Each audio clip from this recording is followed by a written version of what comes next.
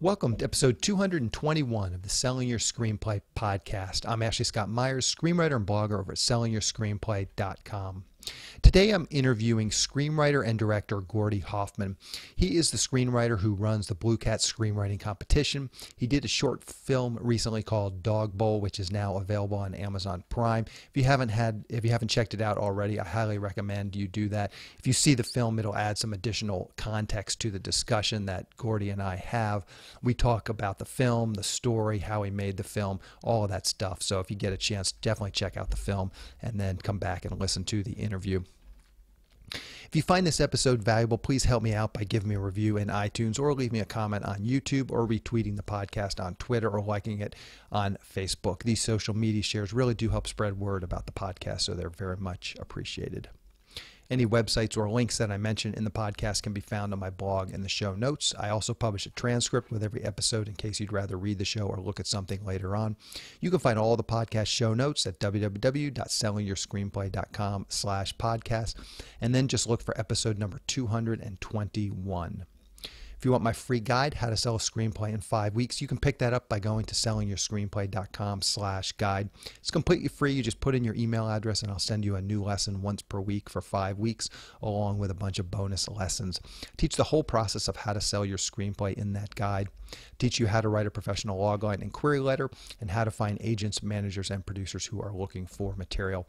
Really is everything you need to know to sell your screenplay. Just go to sellingyourscreenplay.com/guide. So now let's get into the main segment. Today I am interviewing writer-director Gordy Hoffman. Here is the interview. Welcome, Gordy, to the Selling Your Screenplay podcast. Thanks again for coming on the show and talking with me today. Of course. I'm happy to be back. So this is your third appearance on the Selling Your Screenplay podcast. I will refer people back to the previous episodes. Those are, we had two great interviews where we had a wide-ranging discussions, episode 27 and 95. I'll link to those in the show notes. So the first thing, and this is going to be kind of a freewheeling conversation, the first thing we're going to talk about today is the article from IndieWire with J.J. Abrams. I will link to it in the show notes. The headline for the article is this, and I think this is sort of important. The headline is, J.J. Abrams, Star Wars fans who didn't like Last Jedi are threatened by women characters. Kind of a salacious headline, but maybe we can talk a little bit about the issue of diversity in Hollywood. What's your thoughts on it, and how important do you think this issue is? Well, it's very important. It's my belief that everyone's endowed with the same amount of talent. I mean, it's not distributed, inequitably. I mean, there's talent that goes across all lines of diversity, gender, everything.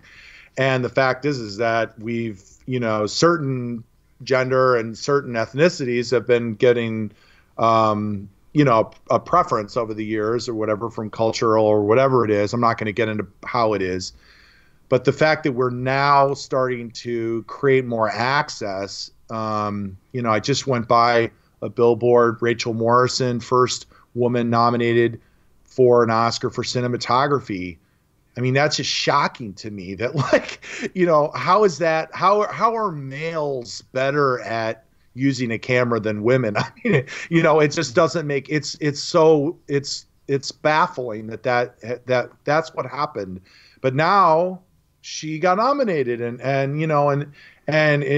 these movies, and I'm going to go see Black Panther tonight, and Ryan Coogler is amazing. The guy, all of his pictures have been so good, so well done, and and this is what's making cinema better. Is access. And so, I think that, and I know I've had some people sort of say, where am I going to be, and this is usually a white male, a straight white male or a white male writer saying, where, or an actor, for example, or somebody, where am I going to be? And I think actually in that article, J.J. Abrams mentions a tweet by Franklin Leonard, and I don't exactly, you can probably pick it out of there, but it says basically the people that have had privilege, once equality kicks in, they start feeling oppressed. they start feeling oppression, and they start feeling what other people have been experiencing all along. Like, oh, wait a minute, But the thing is that I love it because it basically says, write a better script. No one's ever going, if you write a beautiful script, no one's ever going to be like, well, it's not your turn anymore. If we're talking about equity, if we're talking about everything made on merit, which is what people want, then your writing is not gonna, you're still gonna break through. That's what I believe. I mean, people can argue something else, but I don't think that anyone. I think, yeah, you might not be able to get a job or you might not have the same if this playing field was unequal and it favored you before. Now you might have to write a better script. Oh, poor baby. It's like, write a better script and hang with, and then cinema will come. I think cinema is going to come back huge because of all of this movement of allowing more women and more diversity, more different ethnicities and different stories coming from these people and from everybody. And I just, the different voices, it only makes everything better. The movies are better. I mean, so I think the thing with J.J. Abrams, I don't know if people are taking what he's saying the right way. I don't know exactly what he meant. I think when I first looked at it, it looked like he was saying that people didn't understand The Last Jedi, or there's a blowback to The Last Jedi because people are uncomfortable with female protagonists, female characters, and female arcs and driving the narrative and their actions driving the narrative. The Rose character, Laura Dern's character, and I don't think that that's true. I don't know if that's what he's saying. I don't want to totally throw him under the bus, but on some level it does sound like he's saying the audiences aren't ready for this. And I disagree. I mean, Black Panther is out of control. Get Out, made almost as much as Dunkirk last year. I mean, it was almost, it was like, I don't know, $10,000 less than Dunkirk or something like that. I mean, it was on 1,000 less screens. But more important, like what he's talking about with women, Wonder Woman was the number 3 movie last year. Beauty and the Beast was a love story, is 2, But number 3 was Wonder Woman. It was a comic book movie, but it was a Wonder Woman, directed by a woman. Third. Look at the Oscars. The Oscars, it's Lady Bird, excuse me. Lady Bird, Shape of Water, 3 Billboards, all female protagonists. They're all the central characters are women. And I know those are not science fiction movies. They're not action movies, okay? But when you're talking about profitable movies and you're talking about big or small, it's just not the case. And then all you have to do is go back to Force Awakens, and that was clearly a female protagonist, and there was not the same blowback. So I think the thing that I know I'm kind of, well, I mean, what do you think? I mean, I don't want to keep going. Yeah, I mean, no, so I do. I know you had an opinion. Yeah, no, and I do think everything you're saying, I think is fair in terms of, I mean, one of the things I always get a little bit hesitant to go after, like an article like this, we don't have the transcript of the conversation between J.J. Abrams and this. And so it's especially the headline. Clearly, whoever wrote that headline, it's a salacious headline. And they're sort of trying to imply that, if you didn't like Last Jedi, you're a misogynist. And I'm not sure from reading the article that that's clear. Number one, as I said, this isn't like a transcript of an interview from J.J. Abrams. It's kind of a put together piece. But I think that that's fair criticism. I think we have to be open to criticism. We have to be able to criticize things, and we can't be labeled a racist or a misogynist just because we don't like something. Now, again, in the context of this article, there was some specific quotes from alt-right people, and there is the whole, a story about these alt-right people going to Rotten Tomatoes and lowering the thing. So that's part of the context of what he's saying. But I agree with that is we can't get stuck in a place where we're afraid to level reasonable criticism, or we will be labeled a racist or a misogynist. And I frankly, and we had this conversation yesterday, I frankly think Rogue One was the far superior of the new 3 Star Wars movies than the Force. I get them confused. The Last Jedi. I thought the Last Jedi. I frankly enjoyed it slightly more than the Force Awakens. But I really thought Rogue One was excellent, and that has a female protagonist too. So I don't think you can level that criticism of me that I don't like female protagonists. I thought Wonder Woman was excellent. I thought Get Out was excellent. Have not seen Black Panther yet. So I don't think it would be fair to label me as a misogynist, but I didn't think the Force Awakens and The Last Jedi, I thought they were better than episodes 1, 2, and 3, but I didn't think they were anywhere near as good as episodes 4, 5, and 6, and I definitely think episode whatever it is, Rogue One, was better than episodes 6 and 7, or 7 and 8, I guess.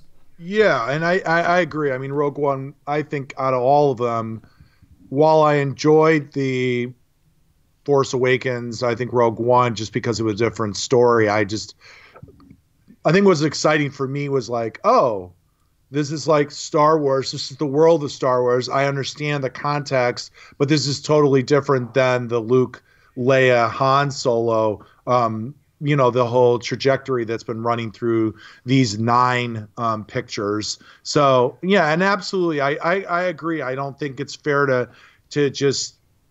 to be black and white about this article and say J.J. Abrams said this.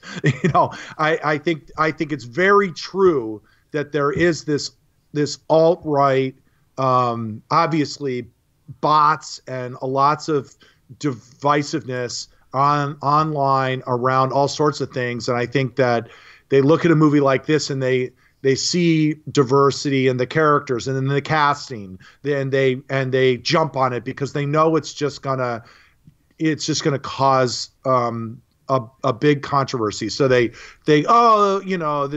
the Rose character, it's like, you're just doing this to, and it is to just stir things up. And I think that that's part of what he's reacting to. He's saying there's a blowback because the world has in this movie is not the world of the 3. Because if you go back and watch,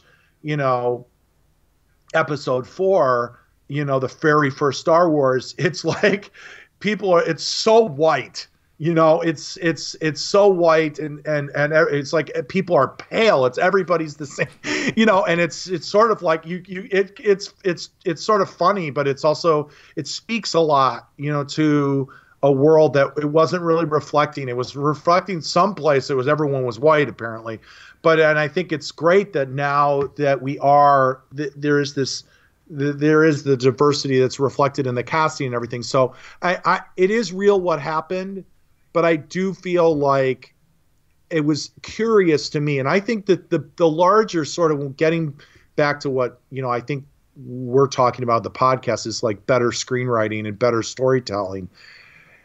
I don't think it's wise for me as an artist, as a writer, as a director or a producer or whatever job I'm involved with to go back to the audience and say, well, you just didn't get it. And that's why it didn't work out for you. You weren't comfortable with it. And I think that my habit is the responsibility is on me. And so when I see disconnect, like when I had my first person who worked for me at Blue Cat, they came in and they said, I saw people, and they go, that Friday they said, Twitter is freaking out about the new movie. And we jumped on there and we saw all these people that were disappointed in the movie. And then I started to read about it. And then I saw it twice. And you knew that it was an emotion. They weren't emotionally connecting. It's just a fact. Mm-hmm. It's just what happened. Okay. And we're never going to make, Kubrick maybe is out there on his own or something, but everybody's going to make movies and do things. And some of the work's going to be better than others. And it's just some of them are going to connect and some of them are not going to connect, and that's it, and to to start pointing fingers. I think it's a bad habit. So I hope everyone can look at it, you know. I think give J.J. Abrams a break. He's probably being very protective of, and he is also. It's also unfair that there are people that are just trying to cause trouble, and they're going on Rotten Tomatoes, and they're just going to do that because they're these alt-right people or whatever. I mean, that's a bummer, and that's awful that that's happening. But I think a lot, if you go to the comments on that article and the comments to the article that's been shared around everywhere, I think a lot of people are responding not from that place of, well, it was the alt-right or whatever. They're responding like, no, I didn't connect to the movie emotionally, and this is why. And I connected to these other movies that had female protagonists. So this is you're telling me something that's confusing me. And so I hope that they take a step back. To me, it's been great for me to look at it because it makes me, just reminds me again, it's not the reader's fault if they don't get your movie. It's like, if they don't understand your script, it's the universe is telling you need to keep working on your script. Because we want to talk about Dog Bowl. By the time I was done writing the script for Dog Bowl, everybody was like, this is great. I mean, there was no confusion. There was no more notes. Everybody thought it was special. I thought it was special, and it was ready to be shot, you know? And you never have that problem where people are going, you know, and then I would say like, well, you just don't get it. If people don't understand Dog Bowl and they go, well, I go, I know it's confusing. Like, I don't back away from, I own my work.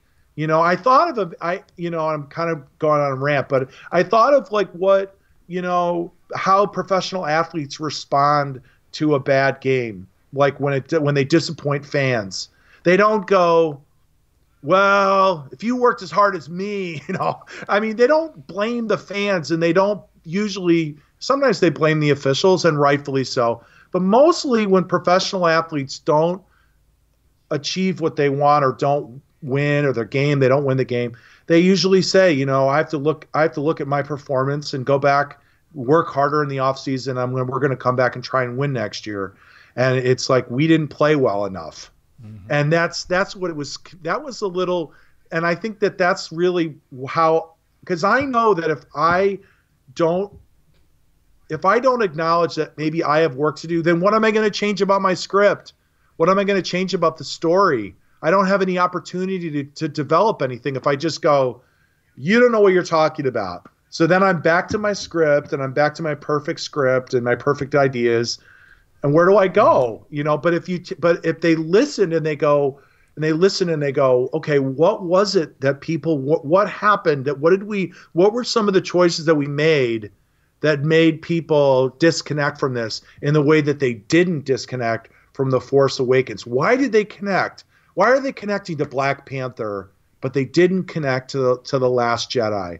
You know, what is it, a different audience? I mean, you know, it's still a comic book, sci-fi, fantastic, you know, audience. And you know, so anyways, yeah. But it's a great story, great discussion, because I think it also brings back the discussion of diversity, and, you know, and how people shouldn't be threatened by this. They should welcome this, and they should encourage this. Start writing characters that are not white. You know, I know that people like, think about it. It's like, if you have a protagonist in the script you're working on right now, do they have to be white? You know, like, be creative, reflect the world that we're in. It's not social justice warrior stuff. It's not affirmative action or anything. It's just being creative, and it's being authentic. Reflect the world we're in, be creative, and welcome this, because it makes everybody, all of our stories better. It's so exciting. Black Panther and what's happening with Black Panther, it's so exciting because it's only movies like Get Out, movies like Black Panther, movies like The Force Awakens. They open everybody up to like, hey, look, females can lead sci-fi movies. African Americans can do superhero movies. You know what I mean? The whole thing.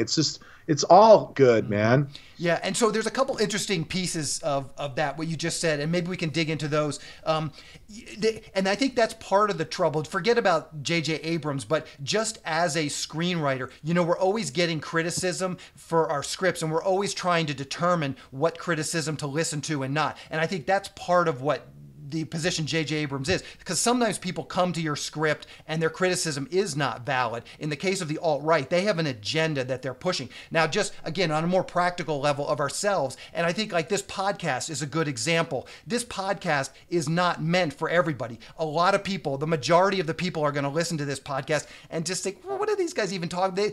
They're not screenwriters. They're not interested in the movie business. And so in some ways it can be okay. Like, where is that line as a screenwriter? You can create something that is for a specific smaller niche of people. Maybe you create something that's not for everyone. And I think that can be okay too. But where do you draw that line? That's the tricky part. Where do you draw that line? These people over here don't get it. And maybe they're never going to get it. Maybe it's on you, but it also could be that it's just not for them. Absolutely. I mean, you don't absolutely take, every bit of feedback. I mean, I was working on a project. I circulated it in the last week to about 4 or 5 people, and you take in stuff but you listen and you're like, okay, well, why didn't they understand that part? And I mean, I'm not going to get rid of it like they're telling me to, but they're clearly, they don't really care for it. And I just remember that. I file that away. I don't necessarily have to take action right then. It's just, I just feel like it all paints a picture. I don't feel like everything is actionable. You don't have to act on every single last thing. I mean, we're setting aside the idiot, all right, like set aside that stuff, because that's sort of we all can agree that we're not talking about trying to please them too. Like all that. I don't even know what that is. We're just going to move that off the discussion and just focus on, getting notes and getting responses and how people, and a lot of it comes down to, I didn't care, I didn't understand. I didn't understand, I didn't care. And that's really the bottom, like sort of the core of everything. And so I often, I can't take every single note. And you're like, I've written something that I want to direct that, I'm close. I'm getting there almost to the point where I'm going to have a draft. I'm going to be able to really go after making it. And there's stuff in there that's not everybody's cup of tea.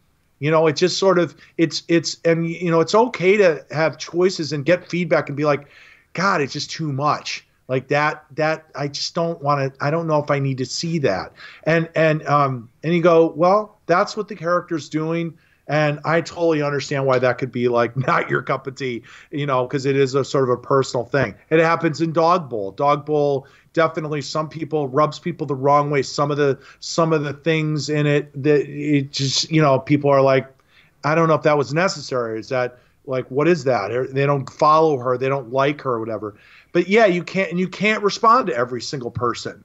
But along the way, the sort of mosaic of everything that comes in, I try to respect it and keep it. I try to keep it on my canvas.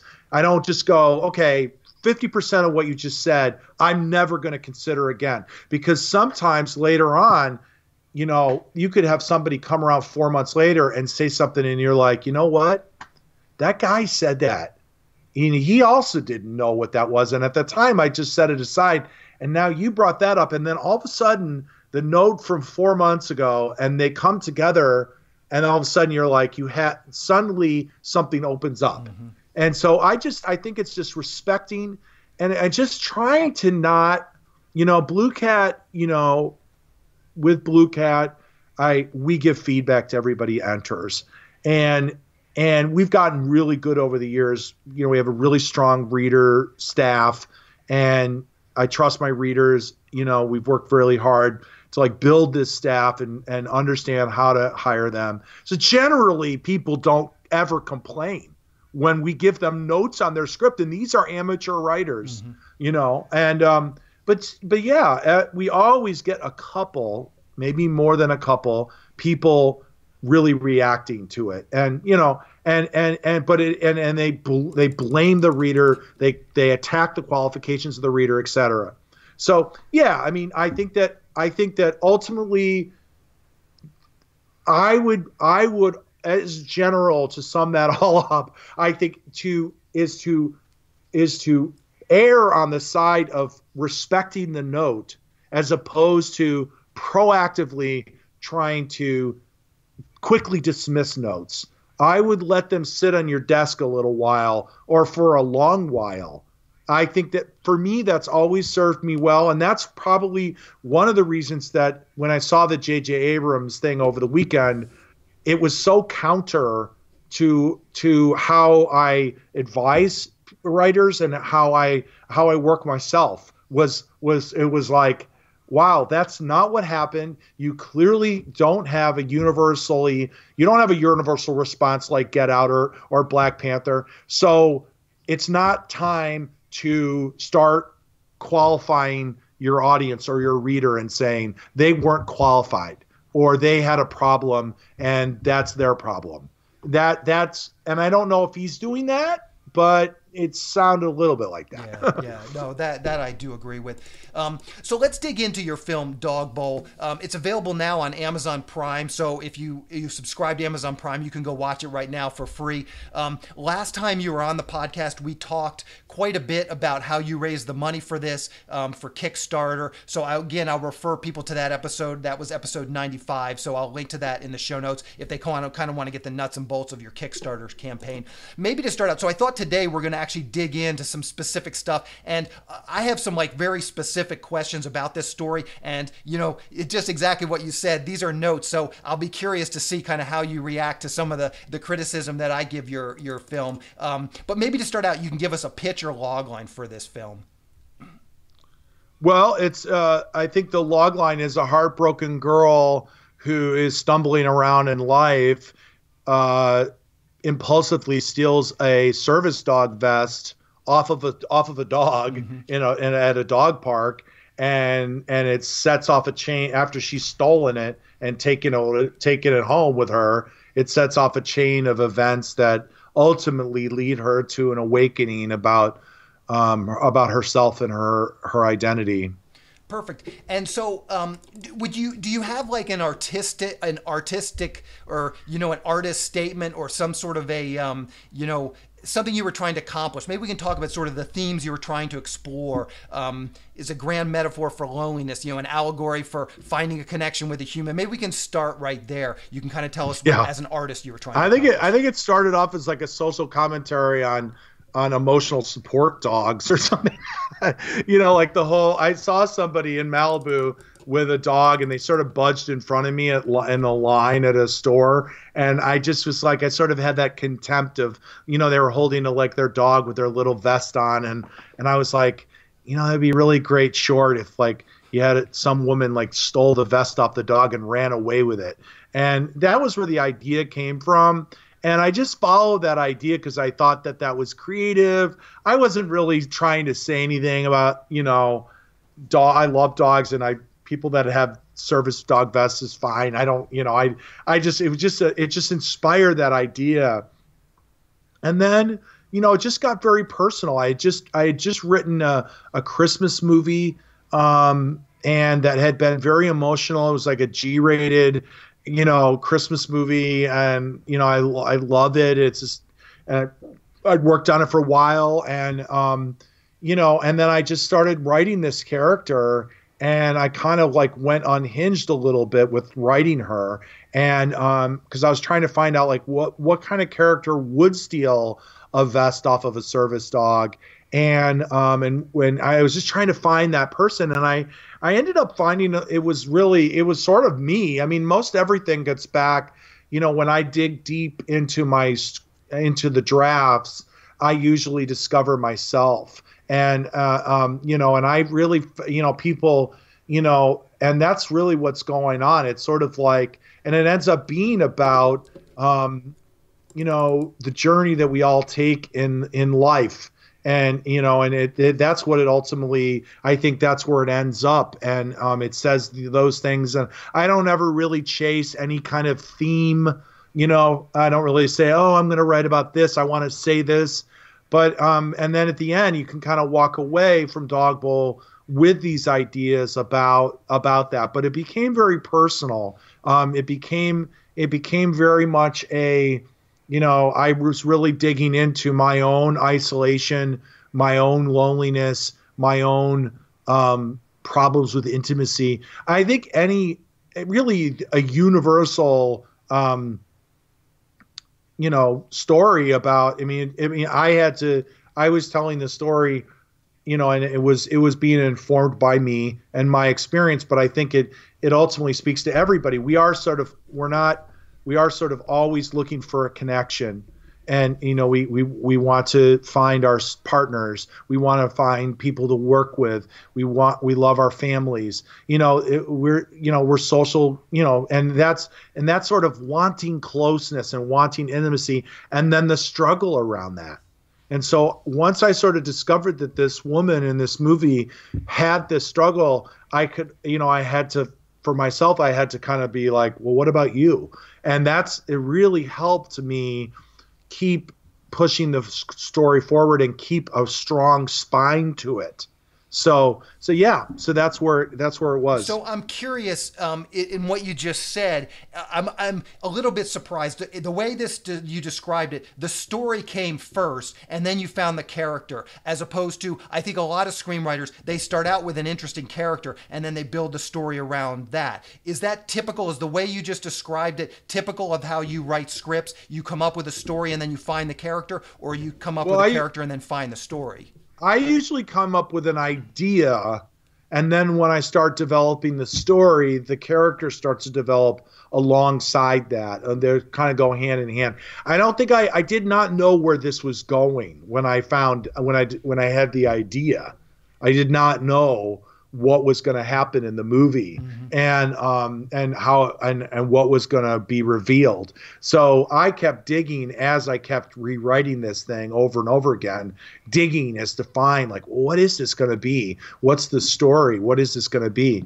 And you know, so I didn't know that. I just knew the idea of a woman steals a vest off of a service dog. And so then, and I came out of this period of working like in a real PG world. I was writing this thing, and I was really, and so I sat down, and the first time in a long time, I was like, I can write anything. So I just kind of exploded with this kind of this very, very rambunctious character. And she just starts, but when I started all that and wrote that stuff, it really did start to speak back to me, you know. Yeah.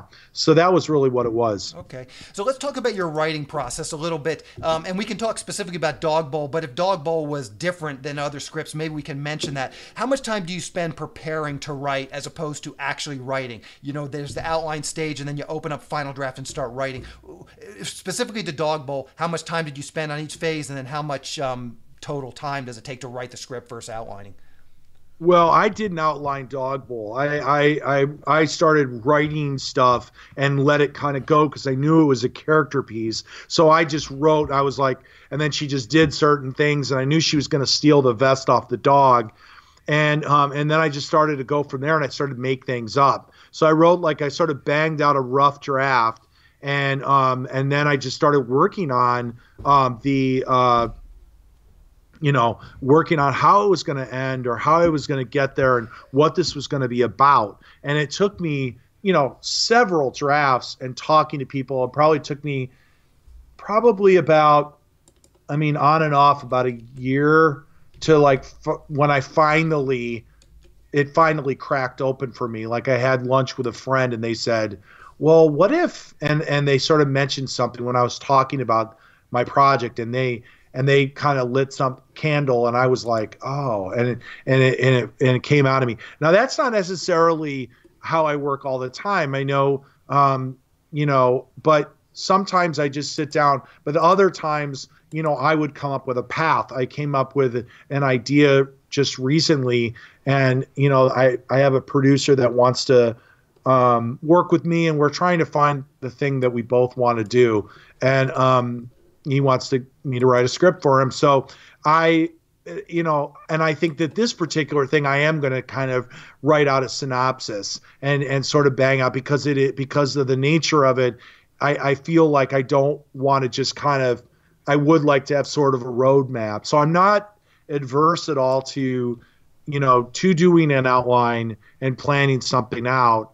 But I do think sometimes with a character piece like Dog Bowl or like Love Liza, or some other things, like, I have certain pieces I just know it's like you don't plan it. You just sit down and you let sort of the emotional motor inside you and all of your collected emotional experiences that are in your unconscious and your subconscious, like, come out in the writing process and be like, okay, where are these human beings going to go with this dilemma? And you can sort of, and a lot of people, they can't write like that, and they don't want to write like that. It does require a certain amount of awareness, and a certain amount of surrender.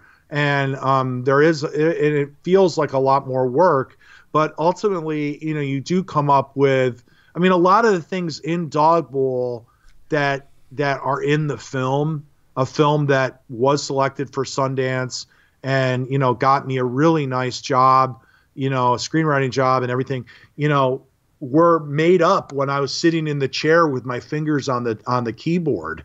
They were not planned. I was like, okay, what else can she do? Or what would happen right now? And then I would just let myself, I'd drop the filter and write something. And a lot of times that stuff doesn't end up in the movie, but oftentimes it does, because when we're in the act of writing, it's coming from a different part of our instrument than if we are outlining. Outlining is something else. I think it's closer than I used to think. I think there's a lot of creativity that can come from writing a synopsis or talking about something. You're still being imaginative. It's still you. But I do feel like when we're in the moment and we're connected to the characters and their writing or they're talking and acting on the page, there is something very immediate about that, and we do come up with a lot of things in the moment like that are fun. Yeah, for sure. So let's talk about your sort of development process. Once you had a draft of this done that you were happy with, what do you typically do? Do you have some trusted writer friends do you send it to? What does that process look like? And then ultimately, how do you interpret the notes? And we've covered some of that already, but maybe we can talk about this one specifically. Who did you send it to? What kind of notes did you get back? And then what did you do with those notes?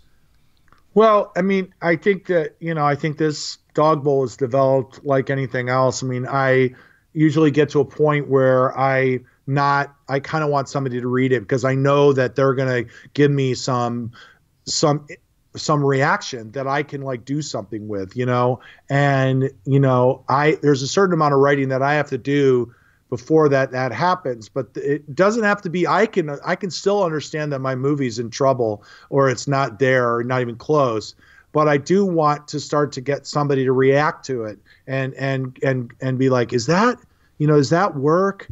I have this this documentary that I'm developing, and I put together a pitch book to raise money, and I was at the printers earlier today, and it was the first time that they were printing it, and they were kind of showing me a test, and the people at the desk were like, wow, I hope you get this made. Like, they were actually reacting to it, and I was like, well, that's a good sign. They were like, and that's what it is. It's like you want to get, I want to get some of that feedback, and then you also learn did you like that? And it's like, no. You're like, oh. And it's like you just so it's like you get that stuff, and then you keep going, and then I always get to a point where as soon as I have a script I want to have a table reading. I love table readings, and I think people don't really regularly do them. I do a lot of them because I think that they're so illuminating, and you can just tell. You do a table reading, And even if with you're with a bunch of friends that don't really want to, or a bunch of people that are scared to tell you anything or whatever, you can tell when they're just like, okay, I got some of it I didn't get, and they're like, rah, rah. Yeah. And you're like, and you always think you're further along, and then you have a table reading and it's like a bucket of cold water. You're like, this isn't really kick ass, dude. Like you need to and then what's great is that you come back, you have another table reading. And that's what it was with Dog Bowl. I had a table reading early after I finally had gotten a draft. I was like, oh, let's see what you guys think.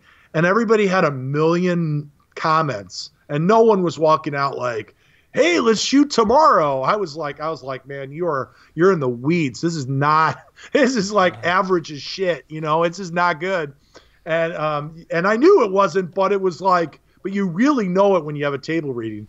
And then, and then later on, it's such a great feeling when you have a table reading and you've solved all the problems and you've closed all the holes and you've crushed it. And then you have a table reading and everyone's like, they just surrender. They're like, take me away. I'm done. This is awesome. Yeah. And you're like, wow. And I tell people, that's what you should do. It's like until everybody around you can do this. If you live in Richmond, if you live in Dallas, you live in Eugene, you live in Maine, you live in Paris, you live in Hong Kong, you can get people around a table. And if you want to get to a point where everybody goes, wow, this is really good. And you understand that you finally have gotten it. And I don't think people have the patience to get there. They want to, they want to maybe attack the reader or something, or, they're just like, okay, I want to start another script. But the only way to move forward is to be patient and actually stick with it longer. Yeah. Let's just describe the table reads a little bit for people that have never participated in something like that. Maybe you can sort of describe how they operate and then even some of the logistics of how you go about setting them up. Okay, you call Domino's Pizza and you order, no, that's a part of it. That's a legitimate part of it. Well, it's always good to have a case of beer and a pizza. I don't know about beer because people probably get hammered and they might start I'm not paying attention to the script, but maybe I don't know, beer would probably work too. I think we've had wine at a couple of the table readings for Blue Cat winners, but I try to, it's funny in LA, you think people people don't eat, but I swear to God, no matter what you get in LA, if you put it out there, it's gonzo at the end of it's not there at the end of the table reading, no matter what it is, pizza, whatever. But bottles of water are always, you have to have water and maybe some food. It's nice. And, you get there and, you always try and get, you try and get good people. You try and get people, you might just, it's okay to get whoever, but you learn that it's like, okay, who are the reliable people? Who are the people that are going to show up, that are going to read the script in advance? Who are do I know any actors? Do I know good actors? Do I know anybody with really good reading voice or whatever? And get, I have a friend of mine who I met in an Italian class who just has this radio voice. And he was like, yeah, I think I might want to get into voiceovers. And now he's done a bunch of my table readings as the narrator. He's not an actor. He's not in the film business, but he's perfect for he loves to do the table readings. And I also have had a woman who does public radio in LA so it's so you find these you start developing relationships. Anyways, so you bring everybody together and you always get the script to them in advance and tell them to read it, and you assign the roles to them and everything else. It's really important, hopefully, to get people to read it in advance. And then, you get there and you just read it. You have somebody read the narration and they go around the table, and it's really nice because, it's usually a page a minute. So if you have a 129-page script, it's probably going to be a 2-hour and 10-minute reading, unless it's all dialogue. Sometimes scripts will read a little faster if they're just basically transcripts of dialogue, but most table readings will be a page a minute unless there is tons of description, and then it will go on longer. But basically page a minute, so you can plan out. If you have a 90-page script, it's going to be an hour and a half. And then afterwards, you know, a lot of people try and get up and leave, and it's very difficult to get people to talk. Sometimes in LA, it's a little easier because people are more used to, you know, people wanting feedback, and there's sort of more. But even in LA, you know, people tend to be like at the end of the table reading, they'll be like, "Yeah, so that was great, Bobby." You know, just, you know, and everyone will be awkwardly like, you know, pulling out their cell phones and sort of, you know, but they don't really know. They don't want to be like, "Man, I didn't understand. After page 20, I was totally lost." You know, they're not going to say that at a table because you're in front of everybody. But hopefully, you know, what happens with me is I try and draw out, you know, comments. I get somebody to start talking, and then somebody else realizes, other people in the room realize, oh, I can actually say that I didn't understand this, or I didn't like this character, or I didn't know what was going on, or I really liked that thing, or I didn't believe the logic of that, you know, or whatever. And so there is an art to drawing out, you know, the discussions and getting people to start talking.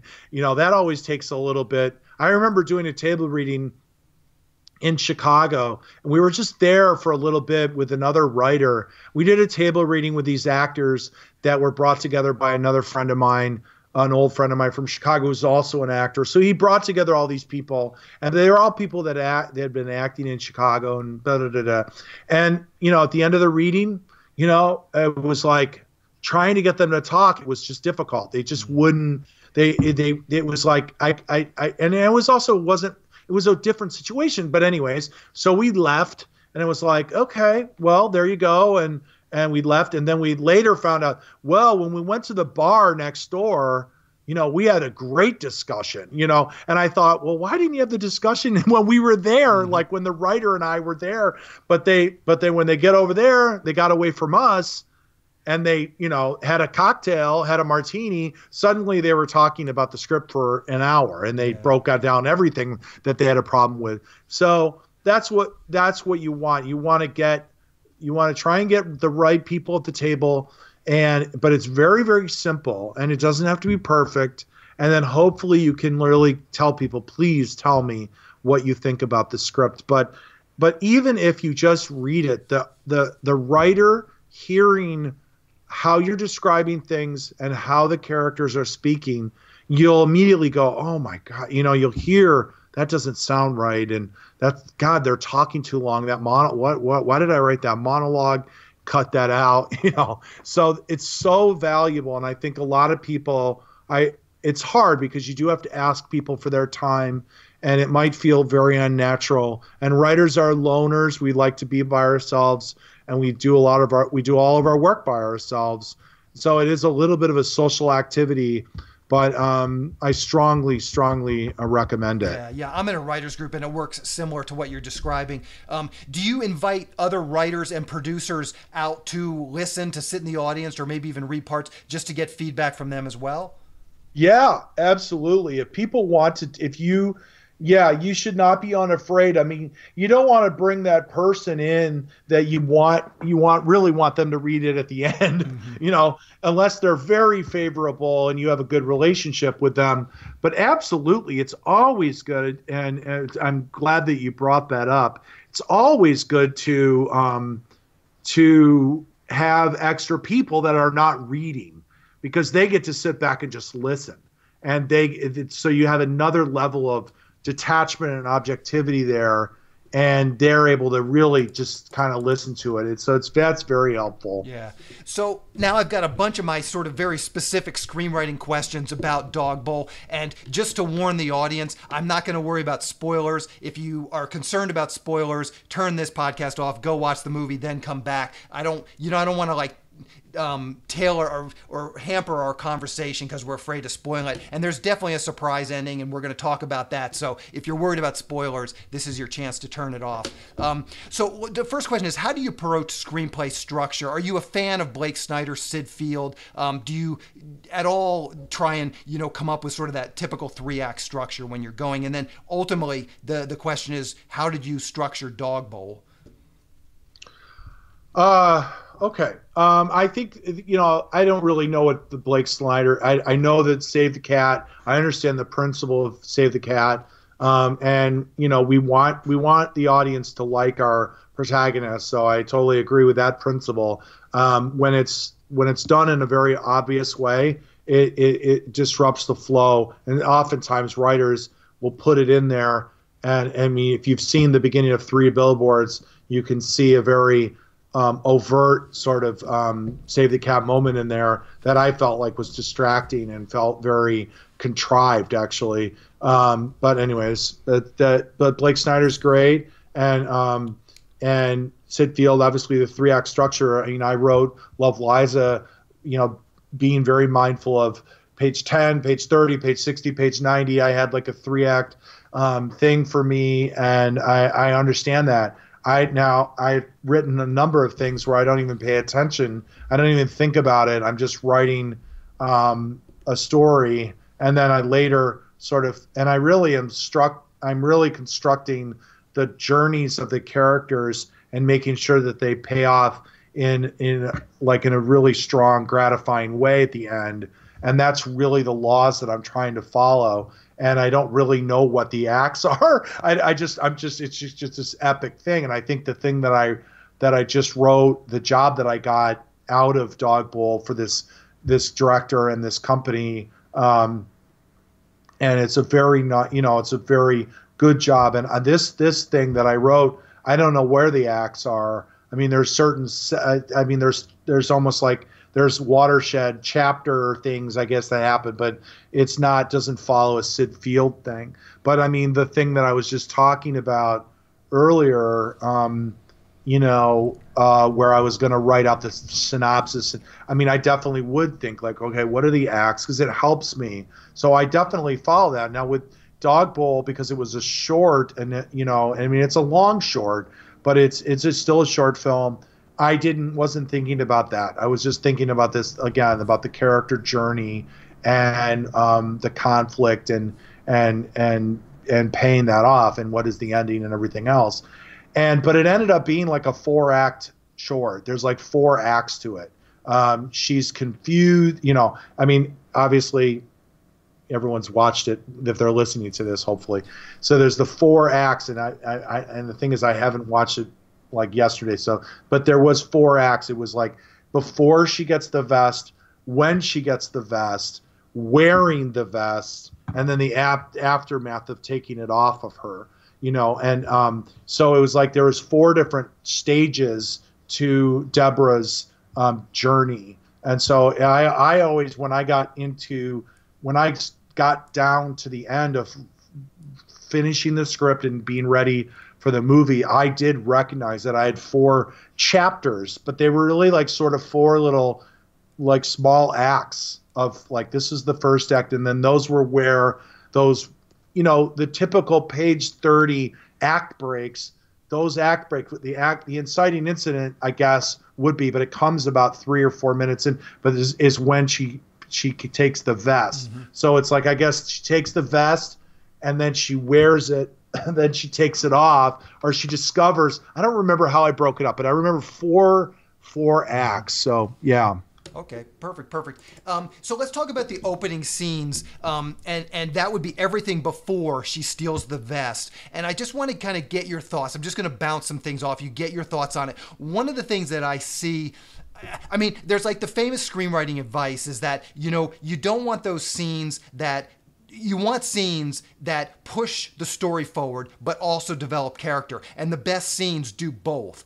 And I felt like your scenes before she steals the vest, they were essentially character settings. I mean, you're setting the tone and the mood and stuff, but there's not really any sort of story, what I would call sort of story hooks until she steals the vest. Now, the thing that I felt worked with this was you made what I would say very strong choices in that the scenes, all of this lackluster sex with these random dudes. I mean, that's not just sort of like me and my wife were watching this thing last night, and you're going to have a reaction to that because it's so out there and just so sort of graphic is the wrong word. But what I see a lot of times, especially in amateur scripts, is there's these scenes and yeah, they're developing character, but they're not strong choices. So maybe you can talk about that. I guess the first part of the question is, what is your take on this idea of developing character and story simultaneously, or just developing character sort of before that inciting incident? And then ultimately, what was sort of your motivation for choosing these 4 or 5 scenes that did develop the character? Right. I mean, I think that you could develop story and character at the same time. If it's happening, if it's the nature of how you're going to tell the story, it can all be happening at the same time. And but generally, the beginning of your movie, the audience is going to give you full, like, they're going to give you a free pass to and tell them what the world is, and so it's time for exposition. It's like they're not like, what's going on? Give me a story. They're like, they want to see, where am I? What's going on? Who is this person I'm supposed to care about? And that introduction is okay. And we can see, like, okay, this is who she is. This is like her. This is her character. This is how she thinks about herself. So I think generally, you do not have to start telling a story immediately. But you do, you obviously start. You are telling the story in terms of, like, well, what's going on? I mean, the beginning, of Chinatown is, it's like we're immediately thrown into, like, what does this guy do? What's he like? How is he going to respond to things? And we immediately start seeing what Jake Gittes' values are, what his profession is, who his coworkers are, sort of what's going on. And it ends up being a part of the story because that driver ends up doing something for him later in the movie. But it is ultimately, it's still expositional. But yeah, the stuff that I used, yeah, look, I'm a big, use the motion image, it's the most efficient, effective way is characters in action, showing pictures. So I rely a lot on pictures for my movies. I think it allows the audience to become active, and they're not passive. They're not being told stuff about people. They have to look and be like, okay, this girl is eating peanut butter and she's sharing it with her dog, but then she's using the same fork and it's going back into her mouth.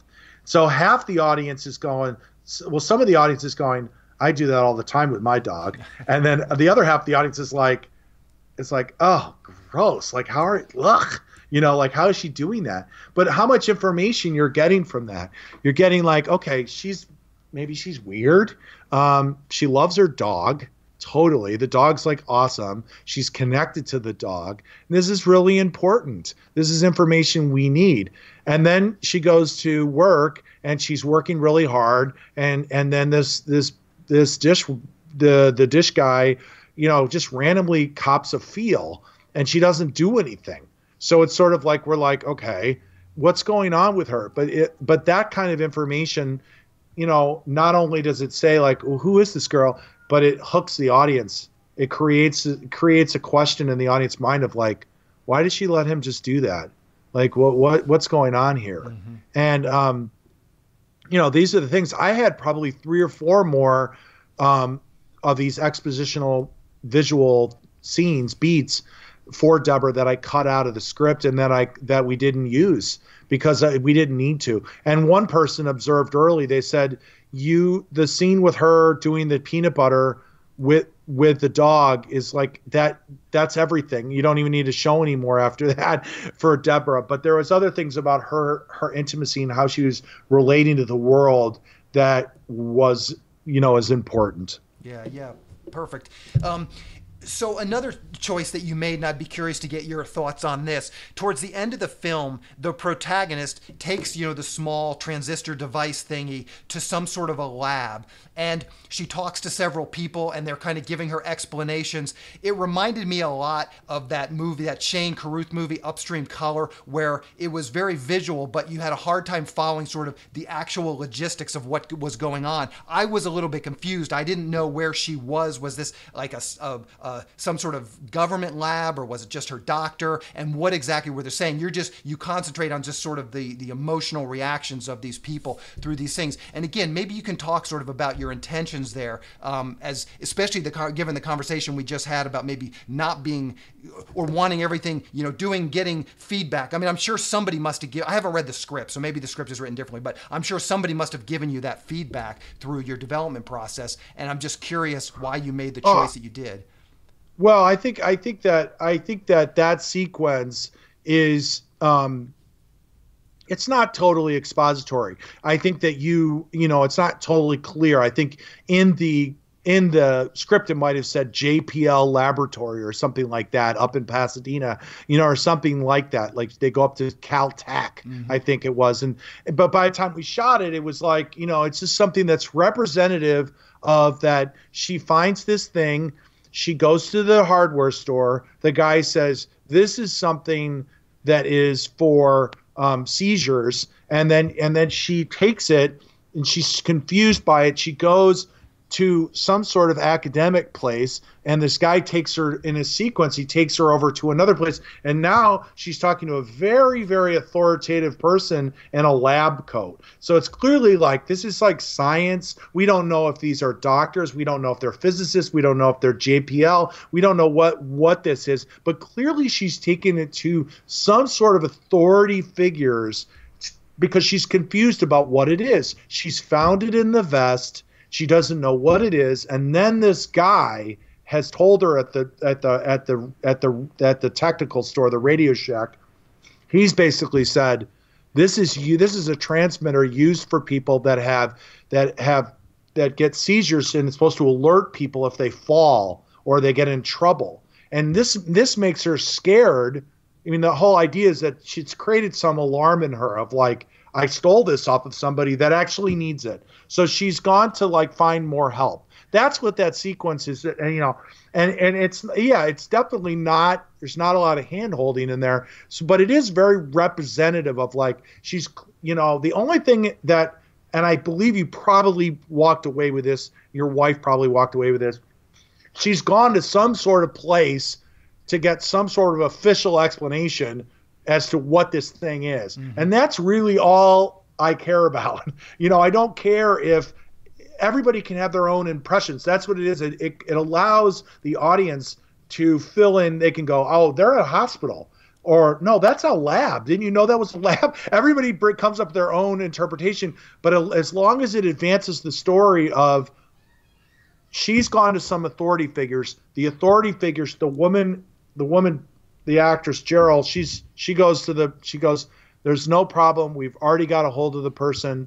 They're totally okay. And she goes, are you sure? And she's like, yep, you're all set. And then she goes home and she's totally relieved. So that's what that sequence was.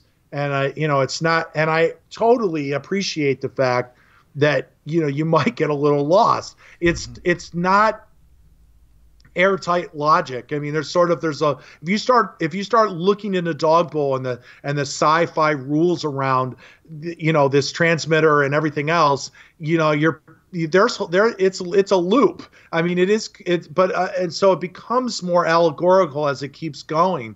But it is this sort of hunt that she's on to like sort of being like, what's going on, Yeah. So, and just a quick shout out. My wife actually worked with Rodney Hobbs, who played the clerk in the store. She worked years ago at a law firm with him, and so we were just watching this, unbeknownst to us that he was even in it. But he's in a lot of stuff. Mm-hmm, yeah.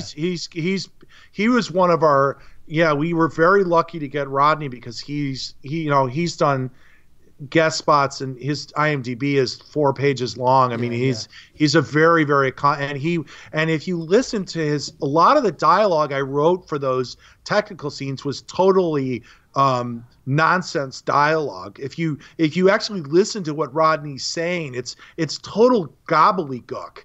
But both Cheryl Prescott, who plays the scientist, she's done another person I had who was amazing. She was on Walking Dead. She's been on a million things. Her dialogue too is totally nonsense crap, and a lot of the scientists at the end, it's all made up.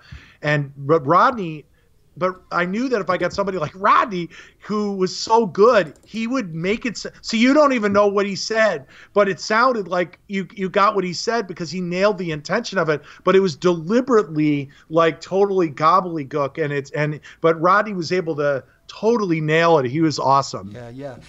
So one other question that sort of relates to the same thing in that final scene was, I never quite understood if your protagonist, it seemed like she felt bad that she had stolen this vest, and that's why she ended up going to this lab. But I never quite got that.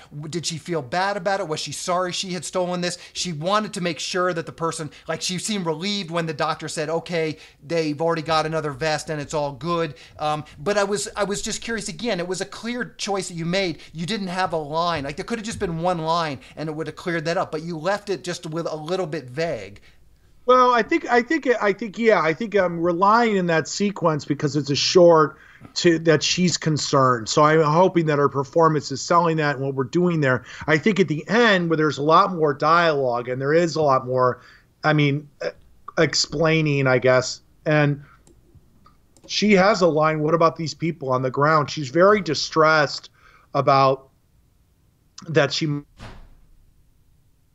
and so it's hopefully it is that she feels remorse about potentially she stole this vest, and then she finds this thing, and then this guy tells her, and so hopefully you would gather that from her performance that she's concerned, definitely. But that was the gist of it. I just was curious if I think it's legitimate if you got lost there. I think it's a legitimate comment because it did not get in every film festival in the world, and I believe that there were plenty of film festivals that watched it and they were like, what is this, and they didn't get it, or they got lost, or they turned it off, or whatever. But thank God enough people did watch it, or liked it. And another question that is sort of relates to screenplay structure, and you kind of mentioned it just a moment ago. So there's the scene where the doctor comes out of the lab and basically says, everything's okay. The person who had the vest has a new vest. She then goes home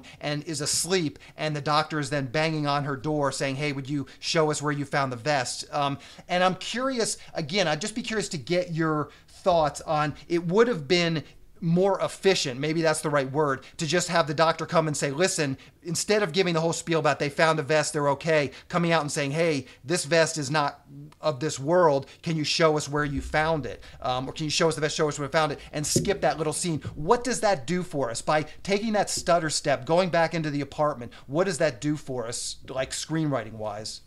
Well, I don't think that they really know what's going on. That's I mean, I'm explaining the movie, so if it's not clear why why that they've come later on, it's supposed to sort of like they obviously are keeping this thing that they don't know what it is, and they've made up some BS to make her go away. I mean, this is me explaining the movie, so I mean, obviously, but they don't.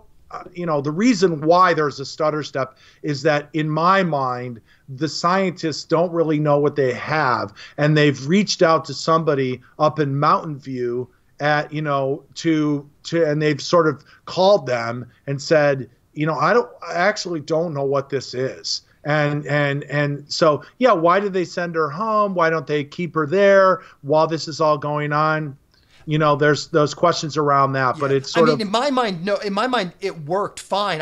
This was not a criticism. It worked fine. And I think in my mind, what it did, the stutter step, it helped to raise the stakes, because of course you get this sort of moment where, oh, everything's okay. And then, by the way, everything's not okay. If you went straight to the punch, you wouldn't have that raising of the stakes. Oh, absolutely. I mean, it's, there's this false reprieve. It's like, oh, everything's going to be okay. It's all a lie. And that's something that I'm sure, Blake Snyder has in his beat sheet somewhere. It's the false victory. Yeah. It's like she sort of goes home. She throws the coat on the floor. It's like, I didn't kill her. She's good. And then you immediately have this. I mean, it's one of the best moments, I think, in the short, in terms of its effectiveness, is they opening up the door, and there they are in the middle of the night, and they're like, you didn't tell us everything. And it's so B-movie sci-fi, but it's triggering, and it's totally effective because of the false victory. And then you just have that moment, and then suddenly you're at the end, and you're at your finale. Yeah. So, and I want to make this clear too. I find that the movies that I have the most criticism and comments are the movies I enjoy the most. So if I have nothing to say about your movie, that means I just didn't get it and I have nothing to say. So all of this criticism comes from a place of saying, yeah, I really did enjoy this. And believe me, my wife sitting next to me, she has no problem going on Facebook in the evenings when we're watching TV, and she was riveted as well. And she watched the whole thing from start to finish without going on Facebook one time. If I had one criticism, actually, I take that back. Once we saw Rodney, we did pause it, and we went on IMDb, and we were just looking at that and his things, and then she sent him a text and said, hey, we just saw you on this, and he had nothing but good things to say about it as well. Yeah. So if I had one criticism, because all this other stuff has been more just I was curious about, if I had one criticism of the film, it would be the ending. It felt like it took this sort of sci-fi turn, and it didn't feel completely set up. And again, I'd be curious to get your intentions on that and sort of why you felt like, in your mind anyways, this worked to go from something that was not, that there was no, at least, and I went back and watched it again before the interview, I did not see anything that set up the sci-fi ending. Like there were no clues or sort of things to point to what that is. It was totally unexpected. Well, the ending is, the ending is that she discovers that her genealogy is not completely human, and that she has some sort of DNA or some sort of, her birthright is not completely, she has some sort of alien stuff in her that is sort of like, and that's the reveal. That's sort of the reveal, is that her genealogy is not human. It's and that at some point, millions of years ago, there's something in the DNA, and there's people walking around that are not they're not totally human. They have something else going on inside them. And that is ultimately sort of this is an allegory or some sort of metaphor for people feeling different, and people sometimes, I feel like I'm an alien, no one understands me. And that's what that is. But that's what the reveal is that she is. So her behavior, there's nothing that says that she's like, there's nothing overt that says other planet or, or anything. But all along, if you watch the movie, she is doing things that show that she's not completely, she's sort of not wired right. There's something different about her, and she's sort of acting like, I don't know, like a version of, Mork or something, how Mork and Mindy, Mork was always, people don't even know what that show is probably on it, but aliens are, they struggle with like what everything is. And that's what I was hoping that's why she is sort of doing these, we see this stuff, this behavior, and we go, oh, why is she doing that? But it's because she's sort of off, so she lets them touch her, and she feeds her the dog, and she drinks water out of the dog bowl, and it's all sort of, initially our reaction is, God, she's weird, or she doesn't like herself, but in the end we realize it's like, no, she's just different, and she's just being sort of alien. So she's having these, and then the stuff with the dogs, like the dog, her dog is watching her the whole movie. and he's having sort of like, and he's and the other dogs that she comes across, they also like the dog that is at the end of the movie that she has taken the service dog vest off in that first scene. The dog like looks at her when she approaches him, and the dog sort of takes a step back, so the dogs are all having these reactions to her too, and they're looking at her. So all of this, so at sum total of all the behavior of how the dogs are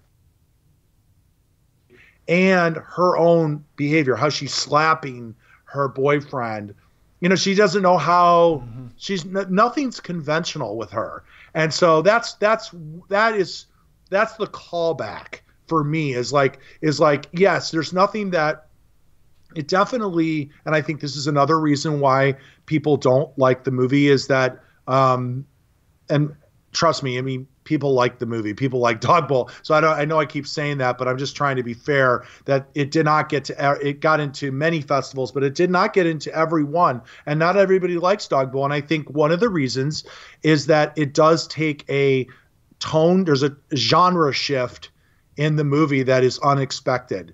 And some people think it's awesome. And I think other people, it makes them kind of go, what is this? And they don't like it. It kind of is too, it throws them out of their comfort zone, or it's not that they're not comfortable, it just doesn't work for them. And I think it's totally legitimate for people to have that experience because it is a weird movie. It's a weird movie. It's strange. And thank God for Marcy Miller, who played the girl, because she's an extraordinary actress. And if you did not have her playing, you would not be able to like look at it and see. I mean, and she's, Marcy is so different from Deborah. I mean, she's a completely, very lovely, well-spoken, courteous girl from the Midwest, and totally not like Deborah. But one of her favorite scenes was the scene in the alley by the dumpster, which is one of the scenes that sometimes puts people off, because she said that's so Deborah. She just is out there, and then the guy walks away, and she's like, "Where'd you go?" And it's like she doesn't even. She's just having a totally alien reaction to what she's just out there. She's like, "This is awesome," And then he leaves, and she's like, what? She's confused, and she always thought that she always liked that scene, which is always like, I always thought was interesting, but it was because it really does reflect it's total Deborah, and Deborah is, she's not from here. So that's why she's having but it ended up being this lovely commentary on how all of us have felt different, at times, and we felt hurt, and we've also felt hurt by that. And I think that that's why a lot of people really connect to the movie, because they're like, I totally am like her. I've done that, and I feel like that sometimes. And then you realize that once we find out what we love to do and who we are, and we find out that we're special, I guess, like she finds out, like, this is who you are. Once she has that knowledge, it's like, I know where I'm from. And she just has a big smile on her face at the end of the movie, because it's like, and that's what I think that's the journey for everybody. And we might have to do that journey a few times in life. We might have to do it several times in life, but we know what that journey is. And then it's always worth it at the end to be like, oh, like, I do have a purpose. And I think she has clarity at the end. Yeah, for sure. So I always like to wrap up the interviews. There's so much great TV on Netflix, Hulu, all of these. Is there anything that you've recently watched that you thought was just outstanding that you would recommend to our audience? Okay. Well, other than starting to watch Mission Impossible again, the old episodes, I started to watch them. I think they might be they're either on Netflix or Hulu or something really easy. But I started to watch the beginning of that, and they're incredible. They are so awesome, and they're done so well, and they're very complex. And I had to find myself reading the synopsis and everything, but I just really enjoyed them. I was like shocked at how I was like, these are so good. Like, how did they? write this stuff, you know, and like in that under those, you know, I don't know what, but I started, but yeah, I know that that's an old show. Yeah, but no, that's a great recommendation. That's but totally but I'm telling you, box. a lot of people, I'm sure a lot of people have never watched it, but it's like, and there's like over 100 episodes, and I just started watching them, and you're like, wow, this is a badass little show, and it's really inspiring because it's very, very different. And I also love Baskets, you know, the show with Louis Anderson and Zach Galifianakis. A lot of people haven't watched that show. I don't know. Maybe the marketing's not there for people or something, or there's so much TV. But if you like comedy, that's a little bit different. I mean, I think it's hilarious. I think it's brilliant. And Zach Galifianakis is just, he plays two brothers. They're twins. So he's basically doing, I mean, and Louis Anderson is playing their mother. And I mean, he won an Emmy. Louis Anderson won an Emmy for it. I mean, it's an amazing show. So that's an amazing show. And then the other thing that I think people should watch is Blackish. And I don't think people, I don't know. I know a lot of people do watch it, but a lot of people that I talk to I don't ever find anybody who watches it. Everybody I go, do you watch Blackish? And I'm telling you, that is a badass, all in the family level. Well, you know, that's why it's got all the awards, and it's going to be on for a while, and already has a spinoff with the daughter called Grownish, which I have not watched. But Blackish is just, it is amazing. It's brilliant. The acting is brilliant. The ideas are brilliant. It's incredibly funny. It's very honest. It's very risky. Some of the shows you're like, whoa. You're like, okay, this is what this is about, or this is what the jokes are going to be about, and they just go there, and it's so truthful, and I think it's a show that people just think, oh, and sadly that's what, you know, it is. They go, well, that's a black show or whatever, you know, or something, or it's for, I don't know, it's some other audience. They think of like, I don't know, some show with Will Smith or something. They think it's a silly show that's not like what it really is. Yeah. I think people do know about Blackish, but I would highly recommend Blackish to writers, to people writing comedy, to people who love television, to people writing television. So those are three of them: Blackish, Baskets, and Mission Impossible. Mission Impossible. All good recommendations, so I'll definitely check those out, because those are all things that I have not seen. So what's going on at Blue Cat? Maybe you can kind of talk about that a little bit. You'd mentioned you have a deadline approaching on that, but maybe you can just tell us what you're doing over at Blue Cat and list some deadlines for people. Oh, okay. Well, Blue Cat is a screenplay competition. We're at bluecatscreenplay.com. You can find, you'll have the link. We just passed our final deadline on February 20th for screenplays. We are still accepting short films. We have a late deadline for short films, March 18th. I'm not sure when this podcast is going up, but that's when that deadline is. We just passed. We will be open again for submissions September 1st. We always accept, Blue Cat is always open for submissions in September, October, November every year. We just finished something off, but once we open again in September, we'll be annual in the fall. So whenever you listen to this podcast, if it be whatever time of the year, years from now, Blue Cat is always open in the fall for submissions. We've been around for 20 years now. We started in 1998. Everybody who enters Blue Cat gets written feedback, and that, if you're wondering where I get all of my comments and opinions on feedback and writing and everything else, is because I've been judging Blue Cat for 20 years and also talking to writers about their work for almost as long. And so I know about that process. And I'm also in the WGA. I'm a professional writer myself and a filmmaker. So all of that sort of rounds out the picture of my perspective on all of these things. So perfect. And I noticed too that you do a number of workshops around the world. Maybe you can just talk about those. Do you have any workshops coming up? And this episode probably won't air until into March, so maybe not specific dates, but if there's anything coming up in the summer. Yeah, I mean, generally, you can find on the website. Sometimes when I'm in New York, I'm in another city, I will do one-on-one script consultations. I do workshops. I love to teach. even when I don't need to teach for money, I always teach a class because it enriches me as a writer.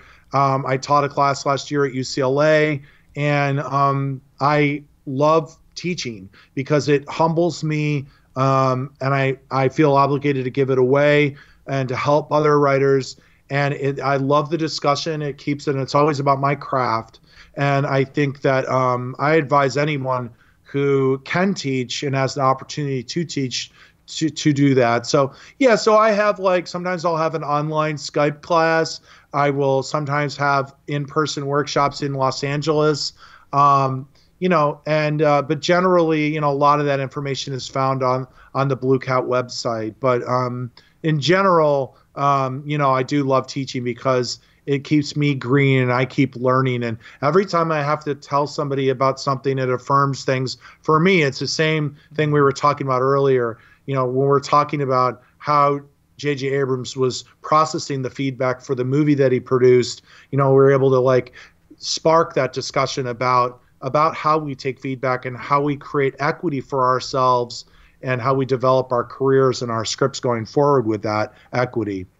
Yeah, perfect. And is there any other things you want to just mention? A Twitter account, Facebook page? I will get bluecatscreenplay.com. I'll put that in the show notes. But if there's any other places that you frequent, we can mention those as well, and I'll get those for the show notes.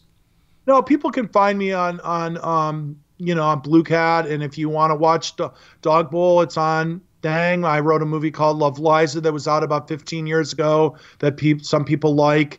You can also find that streaming online as well. And, like I said, you can find me through Googling me, and Blue Cat's pretty much everywhere. We have social media everywhere. I have a lot of videos on YouTube too. And I don't know if we monetize those or not. It's not a pitch to go there and do that. But if you just want to learn, we have a lot of content. We've had some great bloggers for us. I've written a lot of blogs. So if you are a storyteller and you're struggling on anything, there's a lot of topics that we cover that are out there that are free. It's all free. Yeah. Perfect. Well, Gordy, always a pleasure to talk with you. I wish you luck more with Dog Bowl and whatever project you're working on next. Thank you. Cool, man. We'll talk to you later. Yep. Talk to you soon. Bye. Just want to mention a new service that I recently launched at Selling Your Screenplay. I built the SYS Select Screenplay Database. Screenwriters upload their screenplays along with a logline synopsis and other pertinent information like budget and genre, and then producers search for and hopefully find screenplays that they want to produce. Dozens of producers are already in the system looking for screenplays, and we've already had our first success story where a producer optioned a screenplay. To learn more about this, just go to sellingyourscreenplayselect.com. When you join SYS Select, you get access to the screenplay database that I just mentioned, but you also get a whole host of other products and services. Those services include a monthly newsletter that goes out to our list of over 400 producers who are actively seeking writers and screenplays. Each SYS Select member can pitch one screenplay in this monthly newsletter. We also have screenwriting leads. We have partnered with one of the premier paid screenwriting leads sites, so I can syndicate their leads to the SYS Select members. There are lots of great paid leads coming in each week from our partner. Recently, we've been getting 5 to 10 high-quality paid leads per week. These are producers and production companies who are actively looking to buy material or who are looking to hire a screenwriter for a specific project. If you sign up for SYS Select, you'll get these leads emailed directly to you several times per week. Again, these leads run the gamut from production companies looking for a specific type of spec script to producers looking to hire a screenwriter to write up one of their ideas or properties. Producers are looking for shorts, features, TV, and web series pilots, so it's a huge array of different types of projects that these producers are looking for, and these leads are exclusive to our partner and SYS Select members. Also, as a member of SYS Select, you will get help with your logline and query letter. We have a screenwriting forum where you can post your logline, post your query letter, and you will get some notes on that to help improve those. Also in the forum are recorded screenwriting classes that I've done over the last couple of years. You can find out all about those by just going to sellingyourscreenplay.com/online-classes just to see all the online classes that are available. Once again, if all of this sounds like something you would like to learn more about or potentially sign up for, just go to sellingyourscreenplayselect.com. screenwritersguide.com. On the next episode of the podcast, I'm going to be interviewing Steve Deering. Steve reads screenplays for the SYS Select Analysis service, and he recently just optioned a screenplay through the new SYS Select database. He's been reading screenplays for various companies for years, so he's got a lot of great insight about what makes a screenplay work, so we're going to talk about that, and then we'll also talk about this recent option that he got through the SYS Select screenplay database. So keep an eye out for that episode next week. Anyway, that's the show. Thank you for listening.